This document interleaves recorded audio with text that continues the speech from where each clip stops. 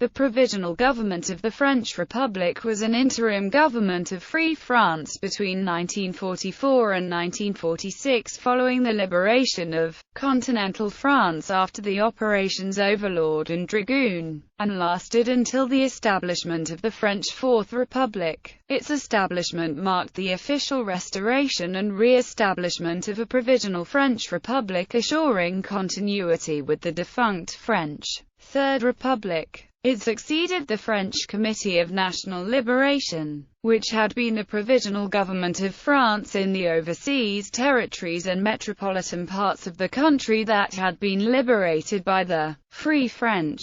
As the wartime government of France in 1944–1945, its main purposes were to handle the aftermath of the occupation of France and continue to wage war against Germany as a major ally. Its principal mission beside the war was to prepare the ground for a new constitutional order that resulted in the Fourth Republic. It also made several important reforms and political decisions, such as granting women the right to vote, founding the École Nationale d'Administration, and laying the grounds of social security in France. Creation. It was officially created by the CFLN on 3 June 1944, the day before Charles de Gaulle arrived in London from Algiers on Winston Churchill's invitation, and 3 days before D-Day. The CFLN itself had been created exactly 1 year earlier through the uniting of de Gaulle's and Henry Girard's organizations.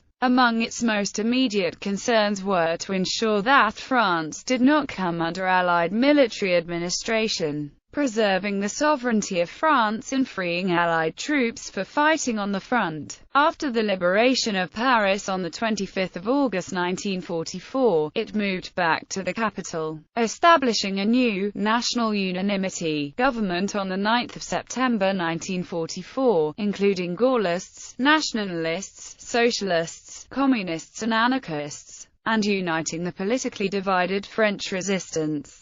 Among its foreign policy goals was to secure a French occupation zone in Germany and a permanent UNSC seat. This was assured through a large military contribution on the Western Front. War. The GPRF set about raising new troops to participate in the advance to the Rhine and the invasion of Germany, using the French forces of the interior as military cadres and manpower pools of experienced fighters to allow a very large and rapid expansion of the French Liberation Army. It was well equipped and well supplied despite the economic disruption brought by the occupation thanks to Lend-Lease, and grew from 500,000 men in the summer of 1944 to over 1,300,000 by VE Day, making it the fourth largest Allied army in Europe. The French 2nd Armoured Division, tip of the spear of the Free French forces that had participated in the Normandy campaign and liberated Paris,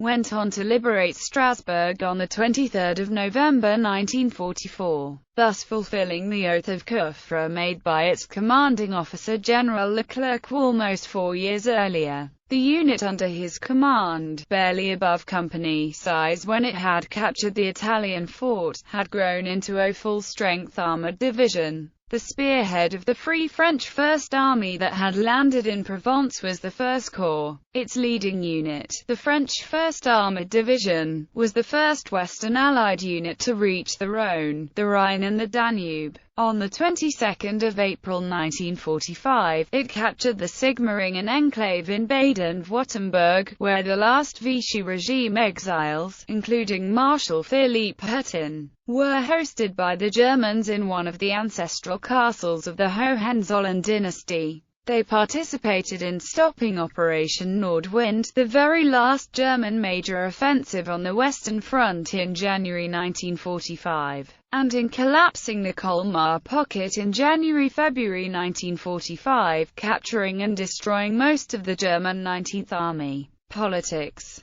The GPRF was dominated by the Tripartisme alliance between the French Communist Party, claiming itself to be the Parti des 75,000 Fusiliers because of its leading role in the resistance, the French section of the Workers' International, and the Christian Democratic Popular Republican movement, led by Georges Bidault. This alliance between the three political parties lasted until the May 1947 crisis, during which Maurice Thorez, vice premier, and 4 other communist ministers were expelled from the government, both in France and in Italy, along with the acceptance of the Marshall Plan, refused by countries who had fallen under the influence of the USSR. This marked the official beginning of the Cold War in these countries. It started decolonization by recognizing the independence of the Democratic Republic of Vietnam, but the refusal to include Cochin China in the new state led to the First Indochina War actions.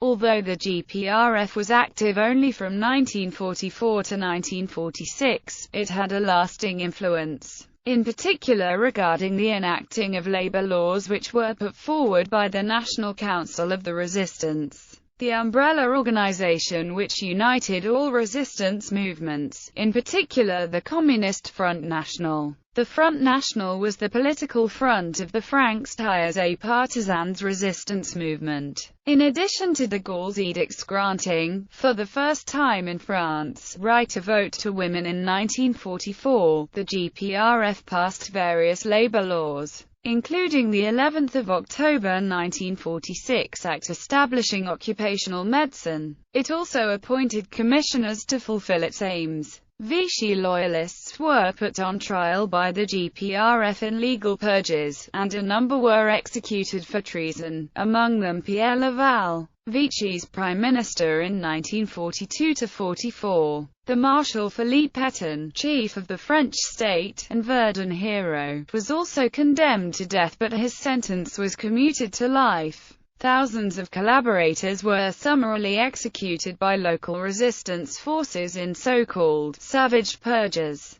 The Provisional Government considered that the Vichy government had been unconstitutional and that all its actions had thus been illegal. All statutes, laws, regulations and decisions by the Vichy government were thus made null and void. However, since mass cancellation of all decisions taken by Vichy, including many that could have been taken as well by Republican governments, was impractical, it was decided that any repeal was to be expressly acknowledged by the government. A number of laws and acts were however explicitly repealed, including all constitutional acts, all laws discriminating against Jews, all acts against secret societies, and all acts creating special tribunals. Collaborationist paramilitary and political organizations, such as the Milice and the Legionary Order Service, were also disbanded. The Provisional Government also took steps to replace local governments, including governments that had been suppressed by the Vichy regime, through new elections or by extending the terms of those who had been elected no later than 1939. Reforms.